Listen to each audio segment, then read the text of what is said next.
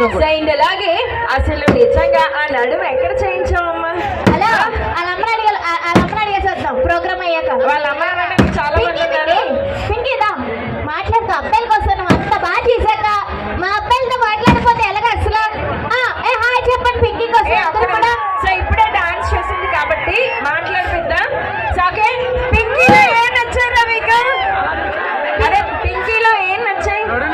అదే ఏం నచ్చింది? డాన్స్ పింకీలో మీకు ఏం నచ్చింది ఏంటక్క?